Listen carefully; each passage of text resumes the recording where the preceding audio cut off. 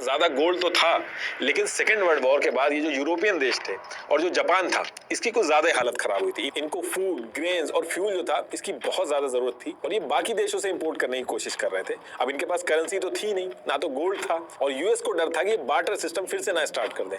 उससे पूरे वर्ल्ड का जो फाइनेंशियल सिस्टम वो खराब हो जाएगा और यूएस डॉलर का जो एडवांटेज है, जो वो लीड कर रहा है, वो खत्म हो जाएगा। तो इन सब चीजों से निपटने के लिए ईयर 1944 में यूएस के अंदर ब्रेटन वुड्स, न्यू हैम्पशायर के माउंट वॉशिंगटन होटल में 44 कंट्रीज के 700 रिप्रेजेंटेटिव्स इकट्ठे होते हैं इस प्रॉब्लम का सॉल्यूशन ढूंढने के लिए। और इस पूरी मीटिंग का बस एक ही मकसद था कि एक नया फाइनेंशियल सिस्टम बने जिससे ये जो सिचुएशन है वो सुधर सके। अब इस मीटिंग में यूएस कहता है कि जो फाइनेंशियल प्रॉब्लम खड़ी हुई है पूरे वर्ल्ड में, ना तो ट्रेड हो पा रहा है, सबकी जो इकोनॉमी है वो एकदम कोलैप्स हो चुकी है, गोल्ड जो है वो बाकी कंट्रीज के पास बिल्कुल उसकी शॉर्टेज आ चुकी है। तो इसका एक ही सॉल्यूशन है कि आप सब लोग एक काम करो, आप अपनी सारी डील्स जो है वो खुद की करेंसी की बजाय यूएस डॉलर में करो। और हम प्लेज लेते हैं और गारंटी देते हैं कि 1 आउंस गोल्ड यानी कि 28.3 ग्राम गोल्ड, इसके बदले हम $35 देंगे। मतलब कि पूरी दुनिया से कोई भी कभी भी $35 देके 1 आउंस गोल्ड ले सकता है। हमारे पास इनफ गोल्ड है। मतलब कि पहले जो कंट्रीज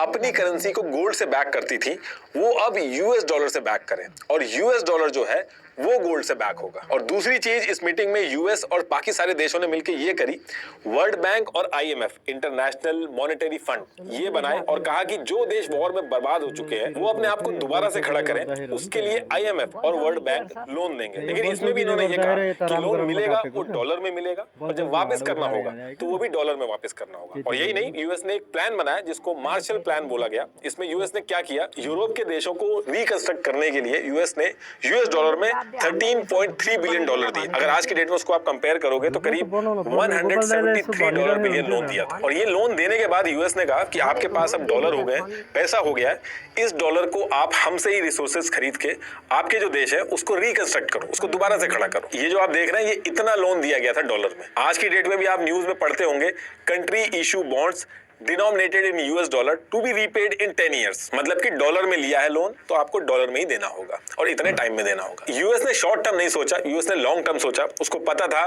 कि लोन की तो सारे देशों को जरूरत है, ये लोन तो लेंगे। और यूएस बहुत ज्यादा डेस्परेट था इस मौके का फायदा उठाने के लिए। पूरे वर्ल्ड में यूएस जो है वो यूएस डॉलर चलाना चाहता था।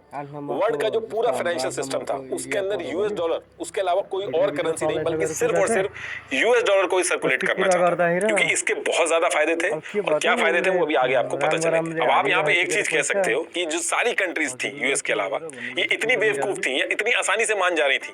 ये भी तो ये हो सकता था कि ये धीरे धीरे करके अपने आप को रीबिल्ड करती, और जो गोल्ड है वो तो प्रोड्यूस भी होता है, तो उसको इकट्ठा करके अपने देश को धीरे धीरे करके बढ़ा लेती। वो यूएस की बातें मान क्यों नहीं थी? तो देखिए, गोल्ड जो था वो पूरे वर्ल्ड में मेजरली 2 जगह पे प्रोड्यूस होता था, एक साउथ अफ्रीका, दूसरा सोवियत यूनियन। और ये जो 2 देश थे गोल्ड प्रोड्यूस करने